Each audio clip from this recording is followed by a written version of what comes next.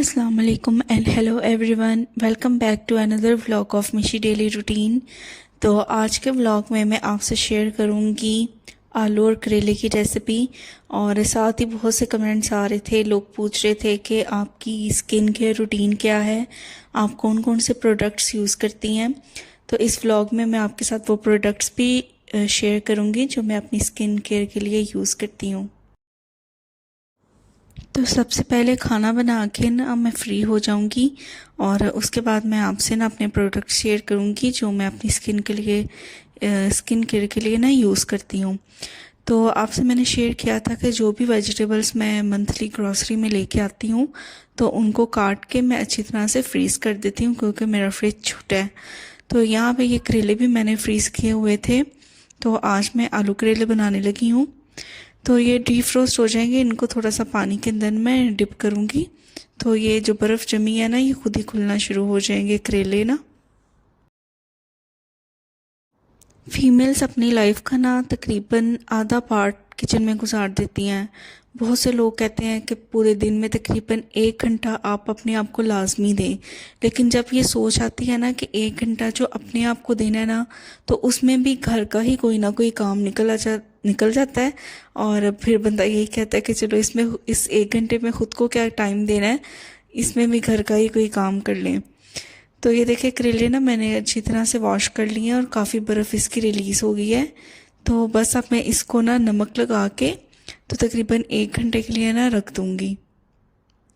Freezer में रखने से पहले ही करेले ना बहुत सॉफ्ट हो जाते हैं और काफ़ी पानी इनका ना नमक लगाने के बगैर ही अगर आप इन्हें स्क्वीज़ करें ना तो कड़वा पानी निकल आता है।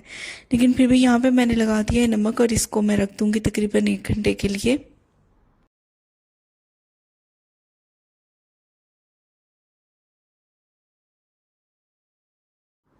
जिन ज़िपलॉक बैग्स में मैंने वेजिटेबल स्टोर की होती हैं या चिकन मटन वगैरह स्टोर किया होता है ना, तो उनको मैं एक ही यूज़ के बाद फेंक नहीं देती।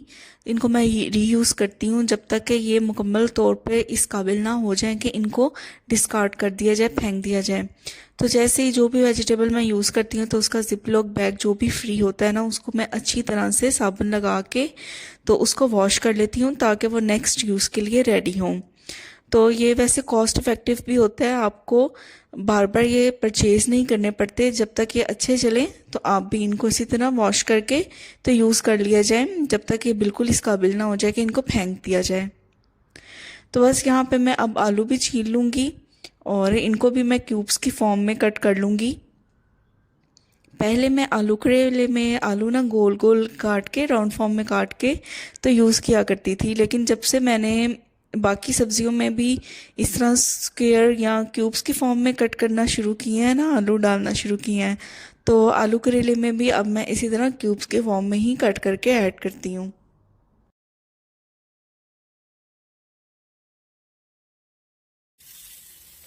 बस इनको भी अच्छी तरह से वॉश करके मैं साइड पे रख दूंगी और इनके अंदर ना पानी डाल के मैं इनको रखूंगी ताकि आलू बिल्कुल भी ब्लैक ना हो।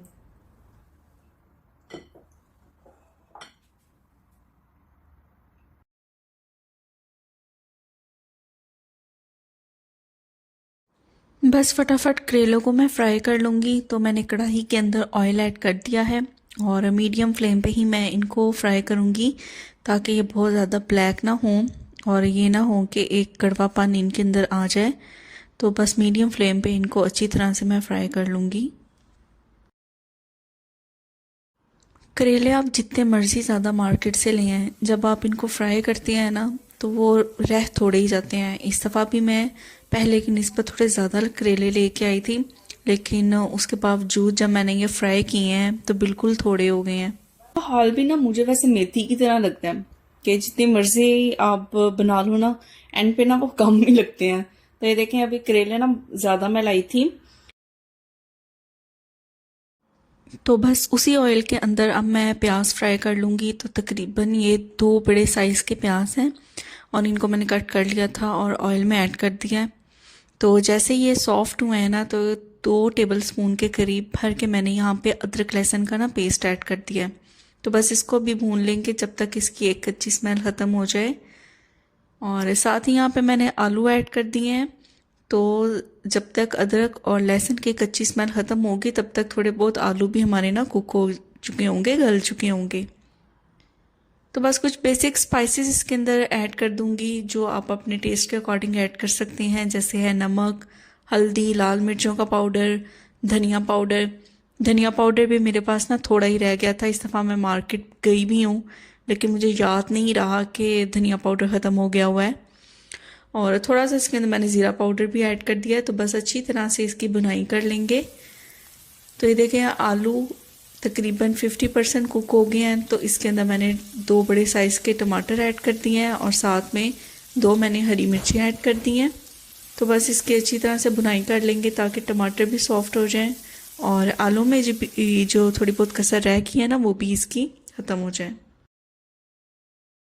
तकरीबन 5 मिनट के लिए मैंने कवर करके रखा था ताकि जो टमाटर हैं वो सॉफ्ट हो जाएं। और ये देखें टमाटर काफ़ी हद तक सॉफ्ट हो गए हैं। तो बस इसकी मैं थोड़ा सा फ्लेम हाई करके अच्छी तरह से भुनाई कर लूँगी।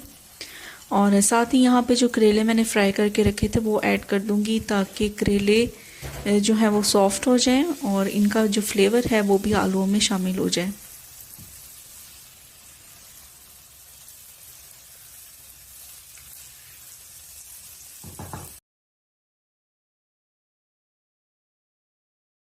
आलू करेले अच्छी तरह से भुन गए हैं। तो साथ ही यहाँ पे मैंने ऐड कर दिया है गरम मसाला।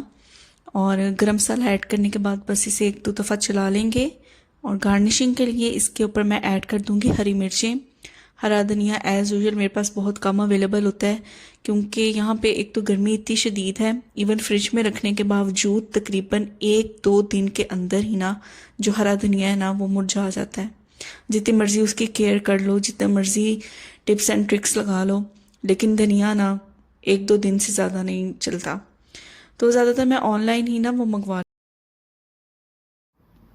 किचन से मैं फ्री हो गई थी, खाना वगैरह बन गया था। तो अब जो चीज़ आप पूछ रहे थे बार बार कि मैं कौन से प्रोडक्ट्स यूज़ करती हूँ अपनी स्किन केयर के लिए, तो वो मैं आपके साथ शेयर करने जा रही हूँ। वैसे तो मेरे पास स्किन केयर प्रोडक्ट्स बहुत ज़्यादा हैं, लेकिन जैसे मैंने स्टार्ट में बात की थी ना कि पूरे दिन में अगर आप 1 घंटा भी आपके पास अवेलेबल हो के वो आप ख़ुद को दे सकते हैं, लेकिन आप वो यही कोशिश करते हैं कि अगर घर का कोई काम होने वाला रह गया तो आप वो उस 1 घंटे में कर लें। लेकिन थोड़ा बहुत मैं फिर भी अपने लिए रात को टाइम निकाल लेती हूँ जिसमें मैं अपनी स्किन केयर को वक्त देती हूँ। तो ये सबसे पहले जो प्रोडक्ट मैं आपको दिखा रही हूँ ये है वाइटनिंग क्रीम। ये कोई भी लोकल क्रीम नहीं है, ये मैं फार्मेसी वगैरह से ही परचेज़ करती हूँ स्किन केयर प्रोडक्ट ज़्यादातर, ताकि कोई साइड इफ़ेक्ट ना हो इतना। तो ये वाइटनिंग क्रीम मैं अपने हैंड्स के लिए और फीट्स के लिए यूज़ करती हूँ। और उसके बाद जो सेकंड चीज़ मैं आपको दिखा रही हूँ वो है कोलेजन। तो आपकी स्किन की जो एक लचक होती है वो जैसे ज़ाहिर है एज आपकी इंक्रीज़ होती जाती है तो वो कम होती जाती है। तो फीमेल्स को वैसे भी कहते हैं कि 30 के बाद अपनी स्किन केयर में थोड़ा ध्यान देना चाहिए। तो ये भी मैंने फार्मेसी से ही परचेज़ की है। और ये कोलेजन क्रीम है, यानी ये आपकी स्किन की लचक को इम्प्रूव करता है। और जिस तरह आपकी बेबी स्किन पहले होती है जब आप यंग होते हैं बिल्कुल अपनी 20-21 एज में, तो ये उसको इन्हांस करता है, आपकी स्किन की लचक को इम्प्रूव करता है।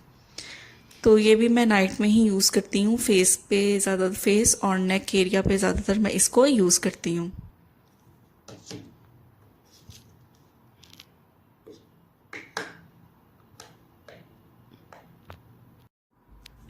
नेक्स्ट ये प्रोडक्ट है विटामिन सी क्रीम और ये आइज़ के लिए है। ये मैं यूज़ करती हूँ अंडर आइज़, जो डार्क सर्कल्स होते हैं उनके लिए भी, और जो आईलिड होता है ना उन पे भी मैं यूज़ करती हूँ। तो ये विटामिन सी क्रीम बहुत ये ना अच्छी है, बहुत इफ़ेक्टिव है। इससे आपके डार्क सर्कल्स धीरे धीरे ना कम होने स्टार्ट हो जाते हैं। तो ये भी मैं नाइट में ही यूज़ करती हूँ। तो जो क्रीम जिस पर्टिकुलर एरिया के लिए है ना वो मैं नाइट में ही यूज़ करती हूँ, क्योंकि दिन में इतने ज़्यादा काम करने होते हैं, नमाज़ पढ़नी होती है, बार बार फेस आपको वॉश करना पड़ता है, वज़ू करना पड़ता है, तो वो पॉसिबल नहीं। और नेक्स्ट ये है सीरम, ये रिंकल सीरम है। और जहाँ जहाँ रिंकल्स आपके होते हैं फेस पे, वैसे तो अभी मेरे फेस पे कोई रिंकल्स नहीं है या मेरी वो एज नहीं है कि मुझे इन क्रीम्स की या इन प्रोडक्ट्स की ज़रूरत है, लेकिन मैं जिसे कहते हैं ना कि वक्त से पहले ही थोड़ा मैंने ये अर्ली स्टार्ट कर लिया है ताकि जो एक फ्लॉलेस स्किन है ना वो बरकरार रहे। तो ये मैं जो जो पॉसिबल एरियाज़ हो सकते हैं जहाँ पे रिंकल्स आ सकते हैं, जैसे आइज़ के नीचे है या आइज़ के साइड पे है या माउथ के जो साइड पे 2 लाइंस होती हैं वहाँ पे, तो इनको यूज़ कर सकते हैं, नेक पे यूज़ कर सकते हैं।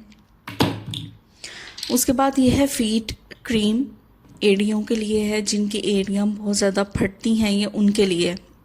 तो ये हाईली मॉइस्चराइज करती है आपकी एड़ियों को। और साथ में ये मैं लिप्स के लिए यूज़ करती हूँ, जो पिंक वाली है ये लिप्स को करती है, मॉइस्चराइज करती है। और जो ग्लो लिप है ये स्किन की जो डार्कनेस होती है ना लिप्स की, स्किन की, उनको डार्क होने से ना प्रिवेंट करती है, क्योंकि हम बहुत सी ऐसी लिपस्टिक्स भी यूज़ करते हैं जो हमारी लिप्स को बाद में डार्क करती हैं। तो ये थे मेरे वो सारे प्रोडक्ट्स जो मैं अपनी स्किन के लिए यूज़ करती हूँ। और ये मैं थोड़ा अर्ली यूज़ कर, ऐसा नहीं कि मैं उस एज में हूँ जहाँ मुझे इन प्रोडक्ट्स की बहुत ज़्यादा ज़रूरत है, लेकिन फिर भी वो एहतियात कहते हैं ना वक्त से पहले, वो अच्छी होती है और अपने आप को टाइम देना भी ज़रूर चाहिए। तो उम्मीद करती हूँ आपको ये व्लॉग पसंद आया होगा। अपनी दुआओं में याद रख के मिलते हैं नेक्स्ट व्लॉग में। टेक केयर, अल्लाह हाफिज़।